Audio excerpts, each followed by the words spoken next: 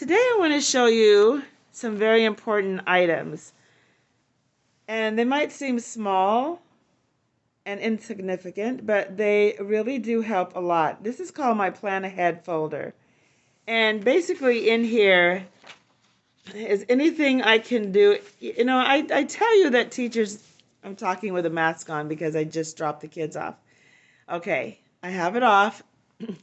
I tell you that um, teachers are very busy. We don't have time. We don't have enough planning time. But if you ever get a moment, say like today, the kids were taking their tests for their grading, and that takes about 4 days of testing. And during that time, I was able to get some things in my Plan Ahead folder. And sometimes, if I have just 5 minutes after school, I have a lesson that it won't be ready or it won't be due to be taught immediately, but I will run it off so that I'm not racing around trying to get things done. Do you understand what I'm saying? Any spare moment, I try to get something in here so that I can get ahead of the game. And it's bright and green and always available. Now, I want to show you the things on this table is our curriculum, but by no means is it everything. I think science is not on here, but I just wanted to talk to you about getting to know your curriculum. These books, it's taking me a year or two to understand fully how they work. I mean, of course, you know how they work because you have to teach, but to really know the book, you can't just open a teacher book and know what to do. There's so much reading, but you kind of get the feel, okay, these lessons are the ones that are most important, and if we have time, these lessons are most important, and the tests are on this on the back, and there's a glossary, and because you will need to get familiar with the book and able to let things flow. And same with the social studies. Look, there are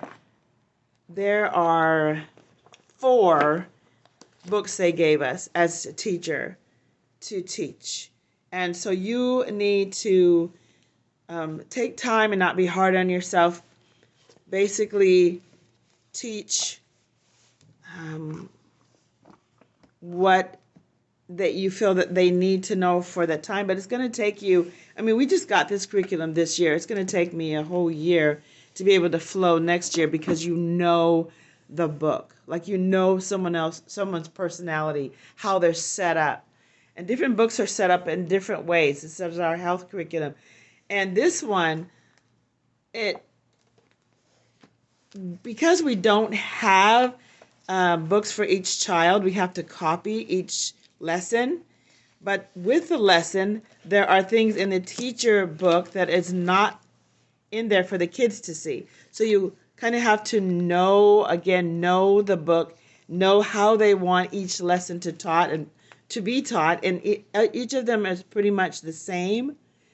And but there's some things like there's a little spelling test for each lesson, and the words are not going to be in the children's book. So you need to get those words ready to say to them because they will have blank spaces. So you have to know that and not have to carry the book around all the time, but maybe jot it down on a note paper. And this is our behavior or our morning meeting book, and has a lot of materials for printing, and it's our science. We do have science here. So basically what I'm saying is know your book. It took a long time. This is a testing book to test our reading. And so you need to know that it's the different levels or have different colors. When you get ready to test a child on their reading, you have to flip over to their color and know how they want you to test the child. And by the time you finish reading the instructions on how to do each one 20 times, you kind of get to know the book and what is expected. So know your curriculum. It might take a while to get to know the personality of the book. And also, my other thing was plan ahead as much as you possibly can. Um, these are teacher tips and I give them as I see something that like stands out to me that, oh, this would be so good for another teacher to know. They're not the little tricky things like, put a can under the desk so it won't move. You can find that on another channel. This is more the experience I have had because I've been a teacher for 20, 30 years or in the field of education. And I've been told that I'm a seasoned teacher. That means, what it sounds like, that there's some spice and some season because I've been there, done that. I'm not saying I'm the best teacher in the world, but I want to pass on, especially to new teachers, what I do know. And I want to leave you with if you ever have a tip that you think could help a new teacher or a seasoned teacher, but something that just makes things easier, ways that you can keep things simple.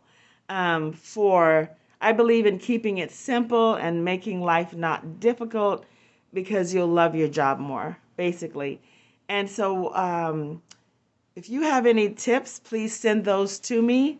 I've never said this before, but I'm going to start saying it now. My husband said I should start. I'm going to ask you to like and subscribe if you like my channel. I'm always shooting things out, and they're little short clips and giving you a punch of some ideas of what you can do, and I'm glad to do it. So, signing out and talk to you later.